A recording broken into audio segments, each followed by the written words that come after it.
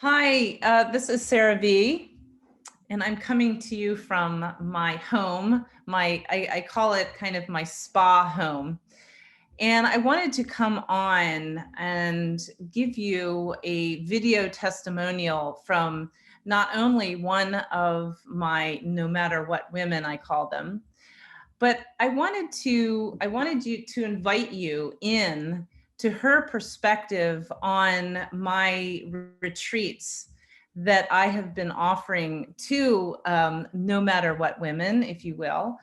And my retreats really is kind of a reflection of what I teach as a mentor, as an energy healer. Um, what, just kind of give a perspective of the experience. I have done one clearing the path to love retreat. It was all about clearing out, not just clearing out in your mind, but also clearing out in your environment, which is actually a reflection of who we are, who we're showing up to be. And I have on here a client and also someone who came to one of my first one. And also I have another Clearing the Path to Love retreat coming up December 4th through the 6th. But this one is all about embodying your being. So I wanted to interview, this is Maritza Figueroa, and like I said, she has been one of my amazing women that I mentor through meditation, through Reiki, and then also clearing her path, clearing her mind, clearing her environment. And the retreats that I offer are here in Rehoboth Beach, Maryland. It's actually Delaware. My intention is to offer these retreats about every 2 months because clearing is a process. But I wanted to give you an idea of, what her experience was at my retreat. I can talk all about it because this is really my passion, but I wanted to give you an idea of what somebody else experienced at my first one. I believe it was the end of September, and we had six amazing women connected together, physically, spiritually, emotionally. And we were able to really start, stepping into, which I always said, into the women that we already are within ourselves. So I'm going to ask a couple questions to Maritza. I'm going to be doing a series of these to my no matter what women that did attend my first retreat. But I wanted just to kind of get a good idea of what, Maritza's intention for coming to this retreat. So I will kind of ask that question, what was it that you, what was your intention? We always have an intention of, what we would like to get out of something. So I would love to ask you, what was it was one of the reasons why you wanted to attend the Clearing the Path to Love retreat back in September? Well, one of my reasons was I was hungry for being with womankind, Mm-hmm. women that are on a walk, looking for deeper understanding of, where we are, where I am, especially after starting to work with you. We've touched so many different areas in my life, that I just wanted a few days of just being and not doing. Right. And I always believe that the women that are in attendance are supposed to be there. It wasn't, just because they signed up. It was just, to me, it was just God given that the women that were here were meant to be here. Yeah, And I love. we just got so much out of each other, Mm-hmm. and we just learned, and we grew. I mean, it was just such an amazing weekend. Everything was like perfect. Yeah. And it was just the whole spirit of that whole weekend Yeah. was just we just embodied something different from our everyday. Yeah. Well, I love what you said, because what I wanted to touch on is, I am all about healing. I'm all about healing our energy centers that are within our bodies. And one of our energy centers is our heart chakra, of course, the kind of the loudspeaker to the universe. And actually what I loved, this connection and this, you all just like completely connected Mm-hmm. immediately as everybody joined in our first night. Did. And one of the most powerful ways to heal our heart chakra is connection, creating your tribe of like-minded people that actually can start healing, the trauma or whatever we have experienced. So Right. when we're all connected, and I really feel like there was divine intervention, if you will, that brought all of us together, and that we were able to heal our hearts, or begin the process of Mhm. healing our hearts. Did you kind of feel like that when you Yeah, when you yes, when you're arrived? I'm thinking about when you're saying that those energy strands that we've talked about. Yes, I just feel like we just handed each other one of those strands, and till this day we're still connected because we connected, still right, are in touch with each other. right, yeah. Yes, so so I so think those strands are amazing. Beautiful. So what I'm hearing is that your intention of coming was actually to be surrounded by, like-minded women Mhm. who could start, healing the Yes. energy in your heart chakra, in a deeper way, because Mhm. these women were kind of the same, had the same kind of mindset, the same Yes. intention.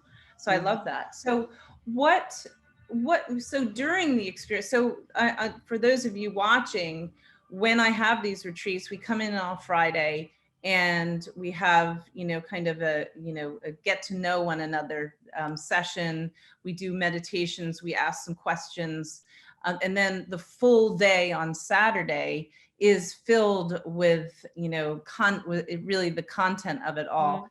Mhm. A friend of mine who is a professional organizer, did sessions, and she's going to be doing the one in December as well, about how to create and kind of clear out your outer environment. Like I said, your outer environment reflects of what's happening Clear. within Mhm. in yourself. So we have Friday, then Saturday is the day of it all, pretty much. Yes. Sunday we do have, our meditation sunrise, and then we go into something which I call energy circles. It's going to be it's always a little bit different on each of the retreats, but the embody your being is really getting connected to who we are, rather than being identified with the doing. We start learning how to be connected, but to ourselves.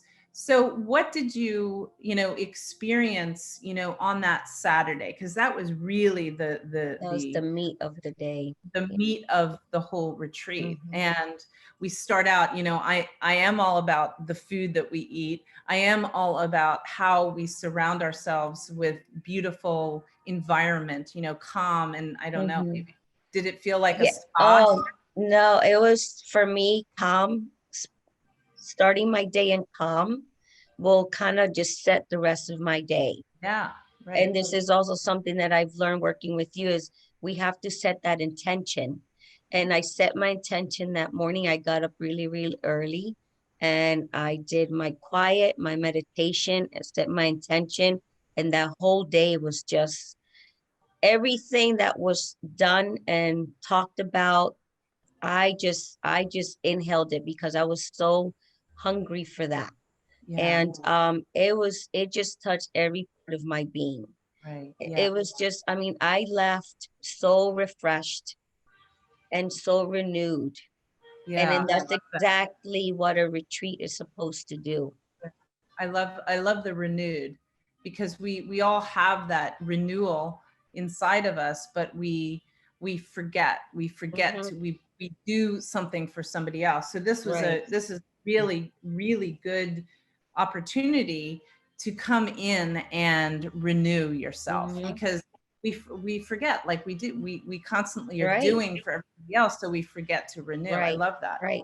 So yeah, so what would you say was your favorite part of the retreat, other than, you know, all the connection that you had with these amazing like-minded women? What was your favorite I I part? th- I think it was our circle when we were talking, Mhm. when you were asking the questions and the journaling, the discussions after the journaling. That Beautiful. for me was just such a breakthrough. Yeah. Yeah. And journaling is something that we will be doing and then at the next one as well. And I think it's so important, and I just love that everyone just, we were not afraid to just share our heart, share, In a we were safe not environment, afraid. you know. Yeah. Right, And I think I love that, because, you know, sometimes we don't share who we are because it's very vulnerable. We're very vulnerable um, in um, in who we are. You know, we're afraid of judgment. There's a fear of, you know, that we're not good enough. You know, we right, compare ourselves. You know, right. And there was so none of that. no, it was this beautiful environment. So I love that. So you would say the journaling and the circle, the connection. So what I'm hearing is your energy is really uplifted by connection. Yes, Yeah, beautiful. yes. Yeah. And you know, and these retreats, it is all about healing. So there were, you know, I cook all the food, and the food is all about healing. So that the retreat in September, we were healing our root chakra, which is Hmm. red, and we were also healing our heart chakra, which was green. So everything that I cooked was all about healing. We can actually heal ourselves through the food that we eat. So the Hmm. whole thing is, you know, it's not just about clearing, it is also about clearing and then healing Healing. what we've kind of damaged, you know, within our bodies. Hmm. So the food is really nourishing, the environment is very peaceful, and Right. all this has everything to do with, you know, becoming who we are, Hmm. you know, Hmm. embodying. And like I said, the next one is really about, it's clearing the path to love, but it's also embodying our being. And this time, this one, you're going to be in attendance on this one. And you know, again, I'm having my friend Rebecca Hollowell, who is this professional organizer, but we're going, this is going to be really cool, because it's going to be colder and we can't get outside. We are going to be doing or experiencing, let's say, That's a better word. yes, experiencing, um, embodying our being, doing more workshops. We're going to be doing or experiencing.